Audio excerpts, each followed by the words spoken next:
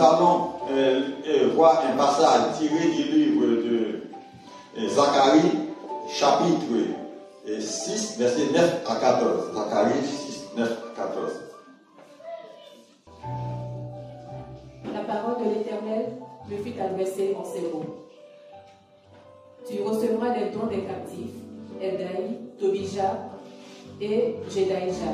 Et tu iras toi-même ce jour-là, tu iras dans la maison de Josias, fils de Sophonie, où ils se sont rendus en arrivant de Babylone. Tu prendras de l'argent et de l'or, et tu en feras des couronnes, que tu mettras sur la tête de Josué, fils de Joachim, le souverain sacrificateur. Tu lui diras, ainsi parle l'Éternel des armées. Voici, un homme dont le nom est germera dans son lieu et bâtira le temple de l'Éternel. Il bâtira le temple de l'Éternel, il portera les insignes de la majesté, il s'assiera et dominera sur son trône, il sera sacrificateur sur son trône, et une parfaite union régnera entre l'un et l'autre. Voilà, merci ma soeur.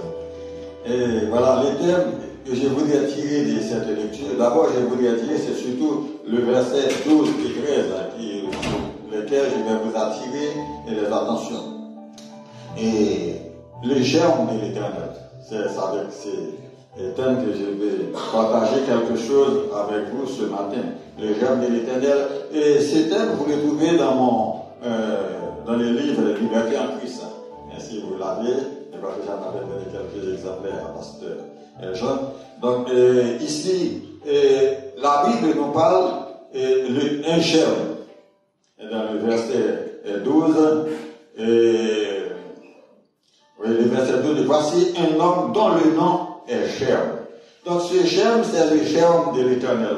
Lorsqu'on parle d'un germe, qu'est-ce qu'on voit? On voit quelque chose qu'on peut planter, quelque chose qu'on peut utiliser pour fertiliser et développer l'agriculture.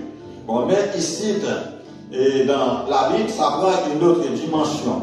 Et un germe, ici, quel type de germe s'agit-il? Il s'agit d'un germe juste. Donc, l'Éternel des armées donne l'existence d'un germe juste qui sera l'ornement et la gloire des nations. Un germe juste qui sera l'ornement et la gloire des nations. Pourquoi? C'est l'Éternel qui avait créé les nations, qui avait créé les choses. Il les a fait avec un aspect convenable, comme il fallait.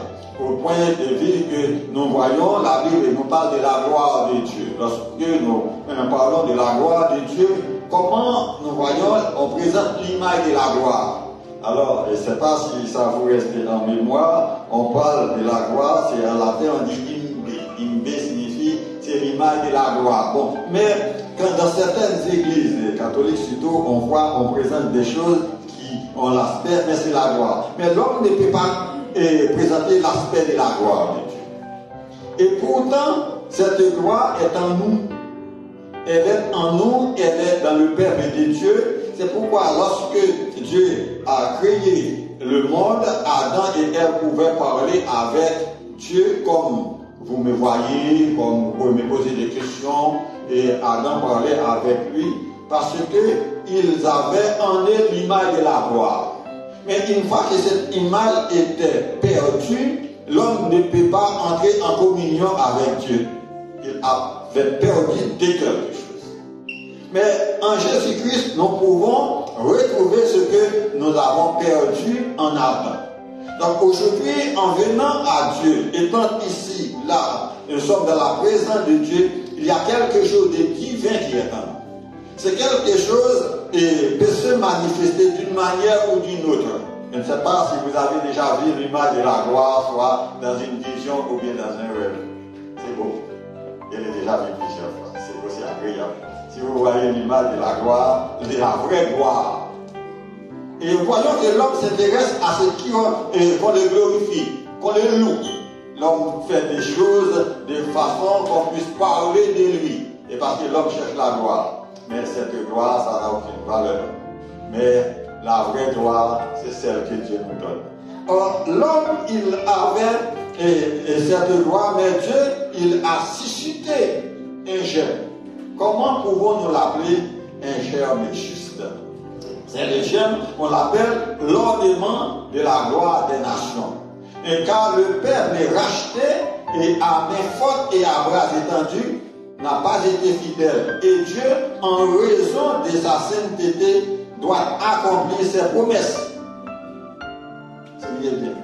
Dieu, en raison de sa sainteté, doit accomplir ses promesses. Et quelles promesses?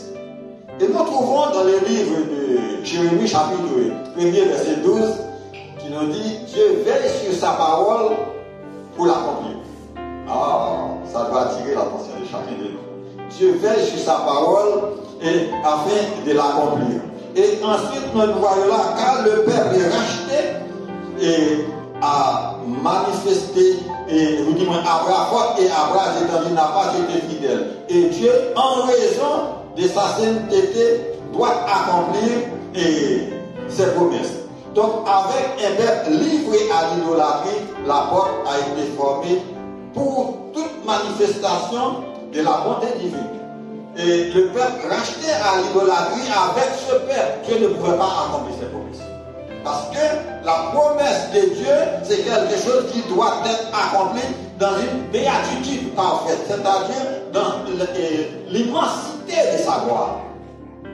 Et qu'est-ce que ça nous fait penser? Et donc, Dieu avait fait une promesse à son peuple. Le peuple était Israël. Mais Israël avait perdu les principes que Dieu lui avait donnés, les principes de la sainteté, le principe de la purification. Ce peuple était tombé complètement dans l'idolâtrie au point que Dieu l'avait abandonné. Revenons dans l'histoire, on voit que ce peuple est jusqu'à présent éloigné de Dieu, au point que le salut que Dieu promet à ce peuple, maintenant, c'est un salut qu'il aura bénéficié après l'enlèvement de l'Église. Et bien, l'Église, c'est qui? C'est nous. Vous voyez les privilèges? Donc, le peuple n'a pas été fidèle à cause de son infidélité. Il a perdu ce privilège. Il est parti en esclavage en Babylone. Et vous trouvez un peu dans ce livre. Et en Babylone, mais ceux qui étaient revenus, même après leur retour, ils n'ont pas été fidèles. Et dans le livre de Jérémie, nous trouvons Dieu veille sur sa parole pour l'accomplir. Donc, ça signifie que la parole que Dieu disait à Jérémie au sujet de ce peuple doit être accomplie. Et aussi, les paroles que Dieu nous enseigne à travers de ce jeune juste sera accompli. Ce jeune juste, quel type de jeune est-il? Ce jeune juste est Jésus-Christ. Or, étant donné que Dieu doit accomplir ses promesses, et donc, comme je ne suis pas là pour faire un cours sur la théologie, mais ici, nous, en tant que peuple de la promesse de Dieu en Jésus-Christ, nous pouvons nous poser des questions. Pourquoi? Parce que Jésus, avant de partir, il a dit, mais je vais vous préparer une place. C'est une promesse. Est-ce que nous lisons dans le livre de 1 Corinthiens chapitre 15, apôtre et Paul, il nous parle de la résurrection. Et nous voyons dans 1 Thessaloniciens chapitre 4, verset 16, et apôtre nous parle de l'enlèvement de l'Église. Donc l'enlèvement de l'Église, c'est pas la salle. C'est nous. Donc ça signifie que nous voyons que Dieu veut accomplir sa promesse. Et il veille sur sa promesse pour l'accomplir. Et nous le trouvons dans le livre de l'Apocalypse où diverses mentions sont faites. Et aussi Jésus en a parlé librement lorsqu'il est venu, lui en tant que germe juste. Donc ce que nous, et j'ai souligné ici, j'ai dit que Dieu dans sa grâce, il veut accomplir ses promesses.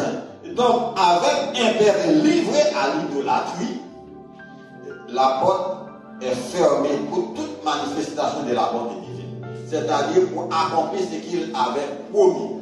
Le Seigneur lui-même s'est rendu et compte de la situation de son peuple. La corruption prenait une proportion si grande, Dieu était obligé d'intervenir afin de remédier la situation. Remédier la situation, apporter un changement, parce que la situation était impossible, parce que Dieu est un Dieu juste, ne pouvait pas tolérer l'idolâtrie. Prenons un mot encore plus fort, et la perversité. C'était pervers. Le peuple, il adorait des images au lieu d'adorer le Dieu qui l'a délivré. Et on l'avons cité tout à l'heure, le Dieu qui l'a délivré de la servitude en Égypte. Maintenant, il avait fait son propre Dieu. Vous en avez quoi? L'homme fait un Dieu pour ensuite il l'adore. Moi, si je trouve quelqu'un qui me dit qu'il fait un Dieu, mais moi, c'est lui qui fait le Dieu, et il est plus fort que le Dieu lui-même parce que c'est lui qui l'a fait. Eh bien, nous constatons que Dieu lui-même, dans cette situation, eh bien, il ne pouvait pas accomplir les promesses qu'il avait faites à ce peuple. Pour cela, Dieu, qu'est-ce qu'il a fait? Nous venons à notre sujet. Il vient avec un germe hors du commun, libéré de toute infidélité. Un germe hors du commun, c'est-à-dire un germe qui n'a pas de comparaison. Un germe qui est au-dessus de tous les autres. Tout ce qu'on aurait pu faire, mais ce germe dépasse toute autre chose. Ce germe, qui était-il? C'est Jésus. Ce germe est venu pour nous apporter autre chose. Comment était-il? Nous allons voir. Et comment était-il lorsque nous regardons dans Ésaïe chapitre 11, et nous voyons quelque chose d'une valeur extraordinaire au sujet de ce germe. Juste que Dieu lui-même a suscité pour venir accomplir ses promesses. Et nous, aujourd'hui, nous sommes en plein dedans. Nous sommes dans cette promesse. Et il appartient à nous de raisonner sur nous-mêmes. J'ai besoin de raisonner sur moi-même. Chaque personne a besoin de raisonner sur elle-même pour voir quel est son état, parce que Dieu ne manquera pas d'accomplir ses promesses. Nous allons voir ce que Dieu lui-même a fait. Est-ce que Dieu lui-même peut toujours travailler en vain? Non, Dieu ne travaillera pas en vain. Donc c'est pourquoi il use encore de patience envers nous, et afin de nous aider à nous mettre dans l'ambiance qui est créée pour les saints, puisque la Bible nous appelle comment? Enfants de Dieu. Et Jésus, en venant, le jeune juste, il nous montre que nous avons un Père céleste. Donc, ça signifie que nous avons nous mettre dans l'ambiance de notre Père pour ne pas rater l'accomplissement de cette promesse. Dans Ésaïe chapitre 11, je suis dans l'Ecclésiaste. Ésaïe chapitre 11, nous trouvons là un passage qui nous montre comment que Dieu lui-même il a agi. Il dit, puis un rameau sortira du tronc d'Ésaïe. Si on peut l'envoyer sur les tableaux, un rameau sortira du tronc d'Ésaïe et un rejeton naîtra de ses racines. L'Esprit de l'Éternel reposera sur lui. Voilà ce qui fait la valeur de ce germe. Ce germe, il y a l'Esprit de l'Éternel reposera sur lui. Et nous allons définir l'essence de cet esprit, ce qui nous donne des valeurs aujourd'hui, qui fait que nous pouvons espérer avec une certitude incompréhensible. Donc, je dis qu'il a une valeur incomparable. Et ces jeunes, lorsqu'ils prennent naissance en nous, poussent des rejetons, eh bien, nous pouvons devenir dans ce monde des hommes et des femmes incomparables, parce que nous avons l'Esprit de Dieu dans notre cœur. Et nous pouvons faire cette expérience. L'homme qui a Dieu en lui, l'homme qui marche avec le Seigneur, la femme qui marche avec le Seigneur, il a quelque chose de divin en lui. C'est quelque chose, c'est parce que les rameaux, les branches de ce germe juste demeurent en lui, et il doit pousser les rameaux pour produire des fruits dignes à la repentance. Or, on va revenir pour voir ce que Dieu a fait. Pourquoi? Il a dit que l'Esprit de l'Éternel reposera sur lui, esprit de sagesse et d'intelligence. L'esprit de sagesse et d'intelligence. Peut-être on voit des gens, on rencontre. Je me souviens quand j'étais en activité, ce que je faisais, et beaucoup d'ici la connaissent, c'était les taxis. Alors j'ai rencontré pas mal de gens, des hommes avec lesquels j'ai discuté. Mais lorsque je suis rentré, même dans leur science, avec eux, on trouve que leur esprit est limité par rapport à la Bible. Pourquoi? Parce que tout ce que les gens ont appris, tout ce qu'on enseigne dans l'université, vous savez, leur origine, c'est la Bible, c'est la parole de Dieu. Si vous faites des expériences, si vous lisez en profondeur la Bible, et puis vous avez quelques idées aussi retirer de leur science tout ce que les gens font, même si vous entendez parler de l'université Harvard aux États-Unis, vous entendez parler Oxford en Angleterre, et ici la Sorbonne, et bien la plupart de ces choses, l'origine, c'est la Bible. Or, pourquoi? Nous voyons ici, l'Esprit de l'Éternel reposera sur lui, esprit de sagesse et d'intelligence. Ici, esprit de sagesse, esprit d'intelligence, ça signifie que l'esprit qui gouverne. Oui, l'esprit qui gouverne. L'homme qui marche avec le Seigneur, la femme qui marche avec le Seigneur, il possède l'esprit de sagesse, il possède l'esprit de l'intelligence pour diriger les choses. Parce que Jésus, le jeune, juste quand il était venu, il était rempli de ce que les textes nous disent. L'esprit de l'Éternel reposera sur lui pour pouvoir diriger les choses et conduire l'homme au salut, les perdus au salut. Parce que c'est ici qu'il a pu gouverner, il a l'intelligence pour nous montrer le salut, et en plus, il a le salut, il nous donne le salut et il nous enseigne la connaissance de ce salut. C'est ça qui est bon. Il nous donne la connaissance du salut. Ayant la connaissance du salut, donc on va faire en sorte de garder une vie en bonne relation avec le Seigneur. Une vie en bonne relation avec le Seigneur, c'est une vie qui doit être développée. Une vie qui doit être développée comment? Avec l'enseignement que nous recevons. Nous regardons à travers les livres de Somme 119 qui nous parle au sujet des préceptes, d'enseignement, la loi. Donc tout c'est la Torah qui nous démontre l'enseignement de Dieu. Chacun de nous a besoin de cet enseignement pour vivre dans ce monde. Surtout de nos jours, nous voyons des choses vraiment incompréhensibles. Et avant, qu'est-ce qu'il y avait? Il y avait, jusqu'à présent, il y en a encore le corona. Le corona était venu d'une façon. Après, il change. Après, il change encore de suite. Et maintenant, il y a la guerre, il y a tout. Nous voyons toute une série de choses qui sont là pour dérouter la foi, pour dérouter le monde. Mais ceux qui ont la connaissance du salut, ils resteront fermement en Jésus-Christ. Or, nous voyons ici, c'est pour ça Dieu donne à ce jeune juste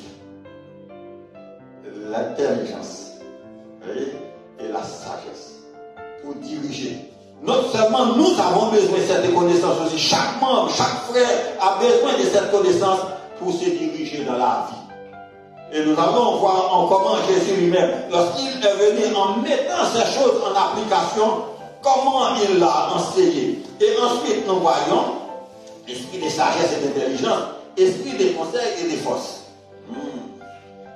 Esprit de conseil et de force. Ici, l'esprit de conseil et de force qui nous démontre c'est la puissance que le croyant a besoin. Et Jésus lui-même, il a besoin de l'esprit de force, de sagesse et de force. C'est ça que je dis. L'esprit de conseil et de force pour apporter la victoire sur la puissance de Satan. Nous n'avons pas vu lorsque Jésus a rencontré cet homme qui était en train de se maîtriser lui-même. Et qu'est-ce que cet homme a dit? Écoutez, je suis fils de Dieu, qu'est-ce que tu viens pour nous tourmenter avant l'heure? Il a rencontré avec une force qui le dépassait. Et nous, aujourd'hui, nous avons cette force aussi en Jésus-Christ.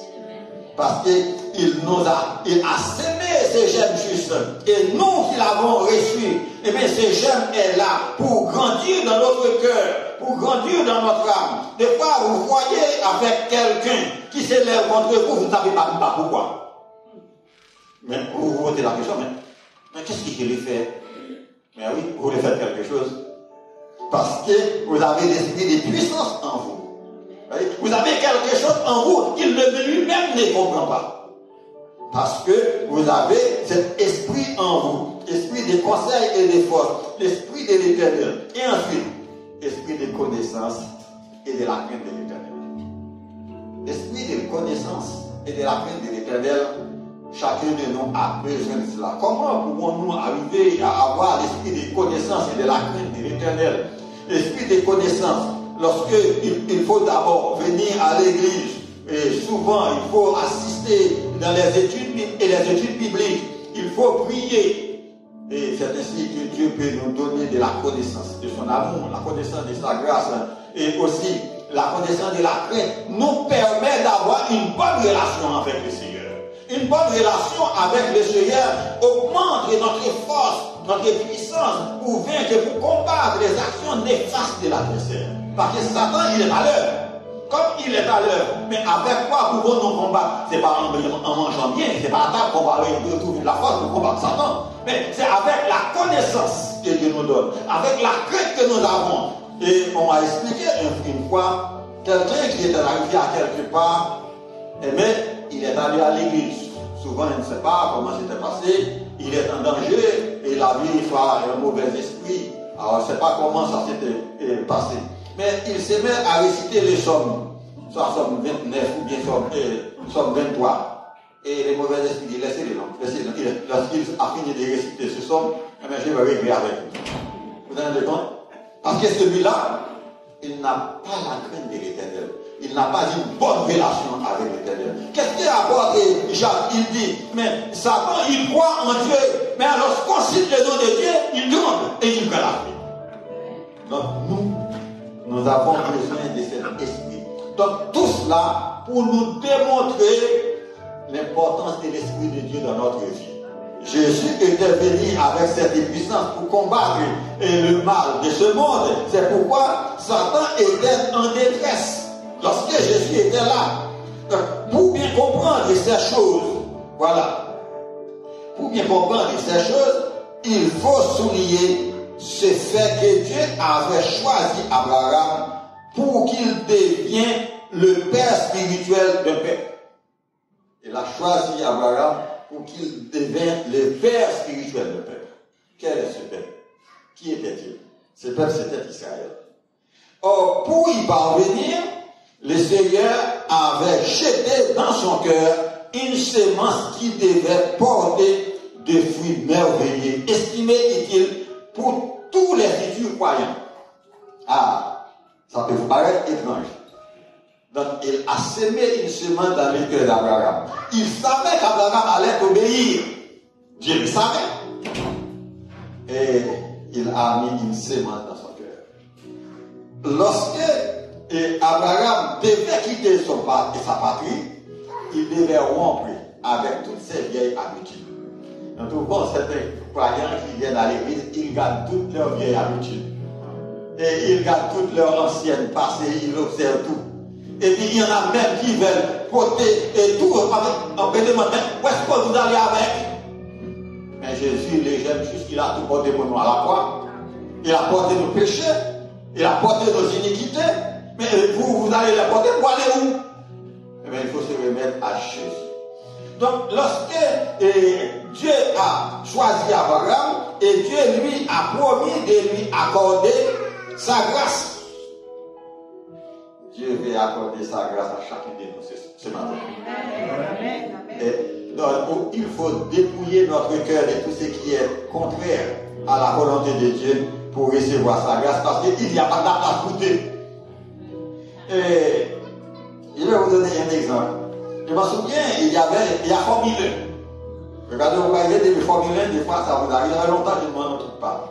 Voilà ce que je retiens dans Formule 1. Et dans la voiture, le chauffeur, il y a la place pour une seule personne. C'est pas ça? Et même s'il a un autre, il veut le prendre, il n'a pas de place, il ne peut pas le mettre. Et bien votre cœur, c'est pareil. Votre cœur a la place pour un. C'est juste.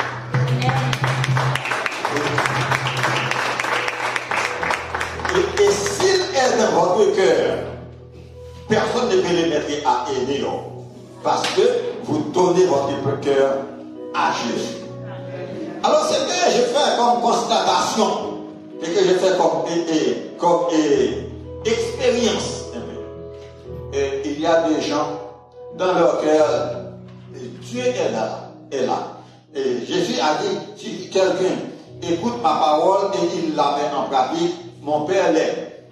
Et je l'aimerai. Nous viendrons chez lui et nous ferons notre demeure chez lui. Le Père en vous, le Fils en vous. Et même le Saint-Esprit est là aussi. Or, Israël était dans cette situation. C'est pourquoi l'Éternel a prévu un germe juste. Et je voudrais vous dire ce matin, vous avez le germe juste qui est en vous. Si le germe juste est en vous, C'est pas si il y a une voix parler, il ne sait pas comment ça se passe. Ah oui, il est là. Oh, il n'a pas encore du temps. Oui.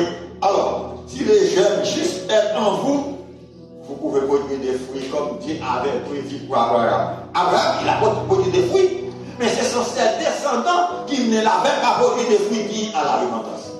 Comme il n'avait pas produit des fruits à la repentance, qu'est-ce qui s'était passé? Eh bien, Dieu les avait rejetés. Mais la Bible nous demande, dans le livre de Romains, Dieu ne la rejette pas pour tout le temps. Dieu finira par recevoir quelques Israéliens. Nous voyons dans le livre d'Hébreux et dans l'Apocalypse où l'Éternel déclare, eh bien, il y a combien de mille qui vont revenir, mais ils connaîtront les sorts de la grande tribulation. Mais gloire soit à Dieu, mes frères, mes soeurs, nous serons exempts du sort de la grande tribulation. L'église sera déjà enlevée. Vous serez déjà dans notre partie céleste. Pourquoi? Parce que nous faisons partie du jeune juste. Voilà ce que l'apôtre Paul a résumé au sujet de cela. Certains passages que je vous conseille d'apprendre. Ça se trouve dans Romains chapitre 16, qui nous dit à celui qui peut vous affermir, ouais, c'est bon si vous voulez la voir vraiment, à celui qui peut vous affermir selon mon évangile et la prédication de Jésus-Christ, conformément à la révélation du mystère caché pendant des siècles. Aïe, vous avez dit, le mystère caché pendant des siècles. Vous savez quel mystère? C'est le mystère d'Abraham. Parce qu'Abraham devait être le père de toutes les familles de la terre. C'est ce que je viens de vous citer là, c'est pourquoi je l'ai noté, qui nous démontre qu'Abraham devait être le père, voyez, de tous les futurs croyants. Nous. Donc, avec Jésus, toutes les choses sont là. Et Jésus ne fait que venir comme un germe juste pour nous apporter du nouveau, pour nous apprendre à faire les choses à sa manière, parce qu'il est venu comme le Rédempteur.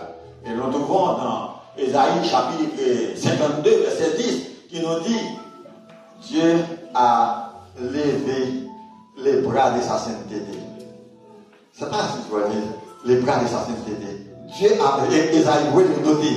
Esaïe dit, j'ai l'Éternel a levé les bras de sa sainteté et que toutes les nations, en face de toutes les nations, signifie que ce jeune juste, il nous permet de voir la gloire de Dieu, il nous permet de voir l'amour de Dieu, il nous permet de voir la sainteté de Dieu, et que tous les peuples voient le salut, et que tous les peuples verront le salut.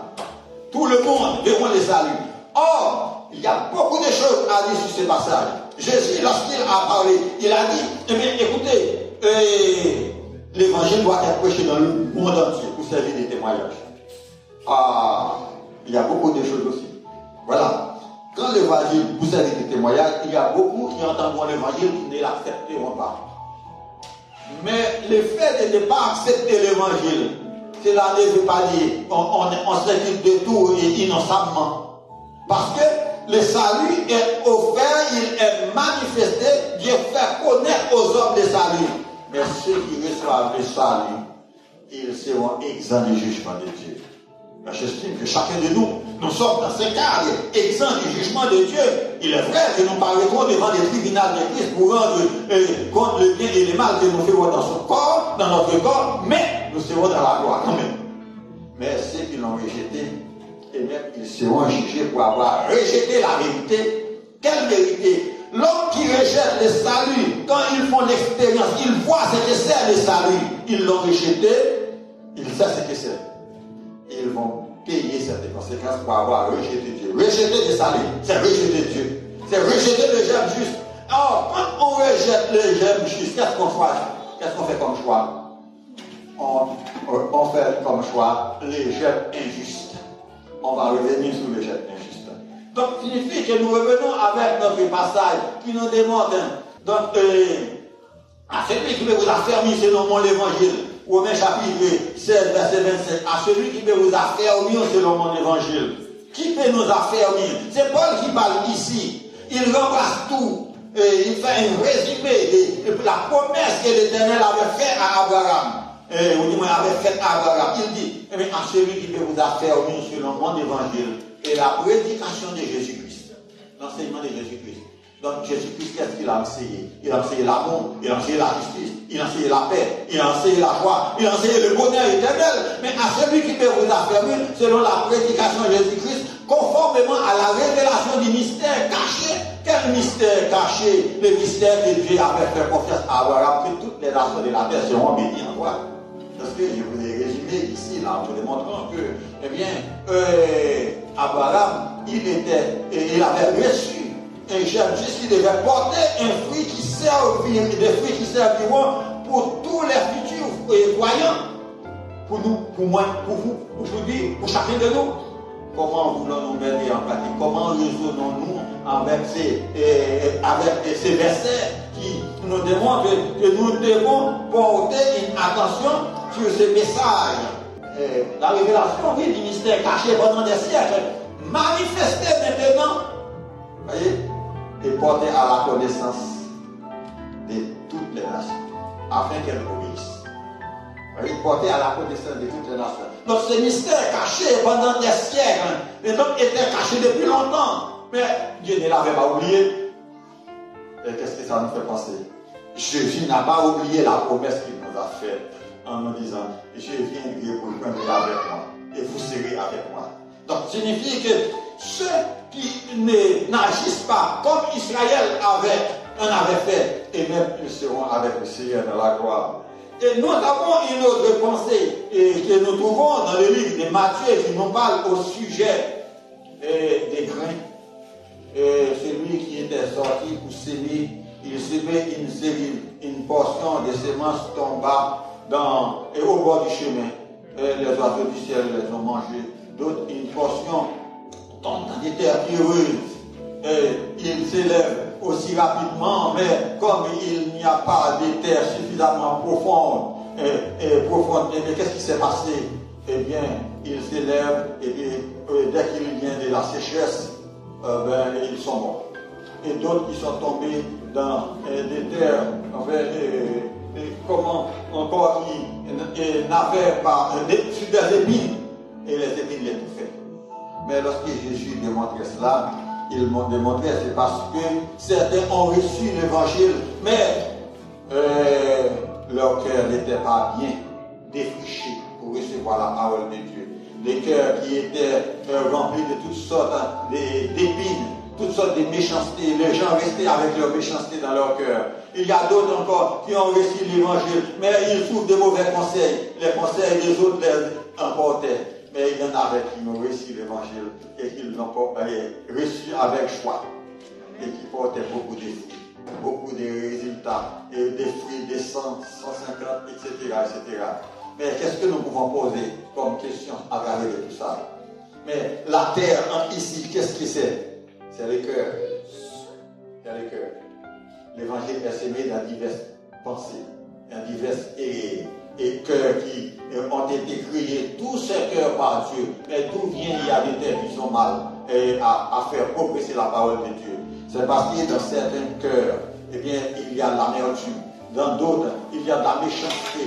Dans d'autres, il y a de la haine. Donc, il fait que la parole de Dieu ne trouve pas place dans notre cœur. Donc, ces gens-là ne peuvent pas devenir des germes justes pour le Seigneur. Le but de Jésus, c'est de montrer que nous pouvons devenir des germes justes. Et si nous sommes devenus des germes justes, nous pouvons laisser au Seigneur de transformer notre cœur. Comment?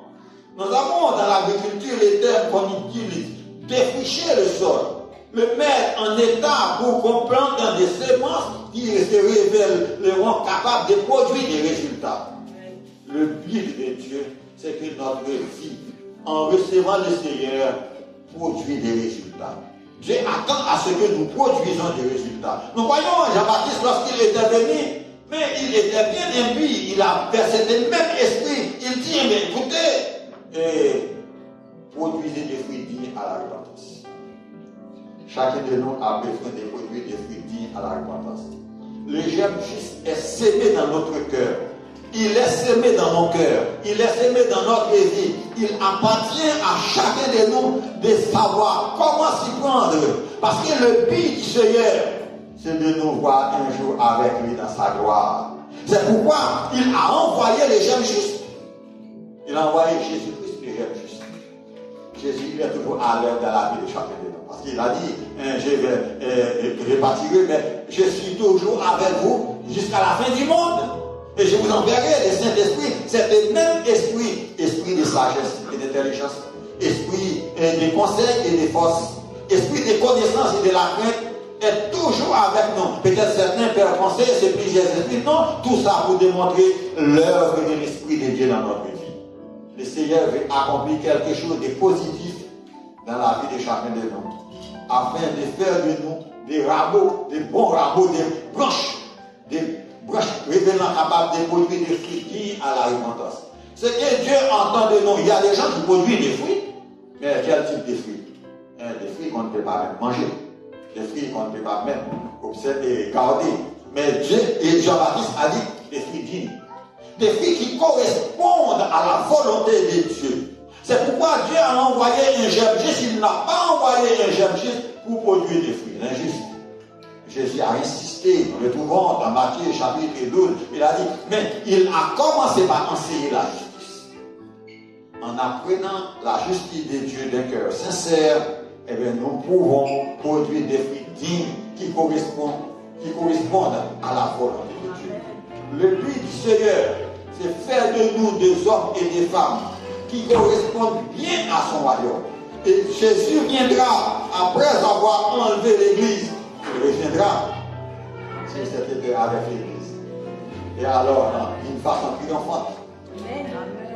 Mais ce n'est pas maintenant qu'il faut commencer par être des croyants triomphants. Ce n'est pas maintenant qu'il faut commencer par produire des fruits dignes à la repentance. Ce n'est pas maintenant qu'il faut commencer par s'examiner soi-même. En nous examinant, nous pouvons voir notre état devant Dieu. Ce n'est pas quelqu'un d'autre qui va nous examiner, mais c'est la parole de Dieu qui nous apprend comment il faut se conduire, comment il faut prendre la direction qui correspond à la volonté de Dieu. Abraham l'avait fait, même si ses descendants ne l'avaient pas fait.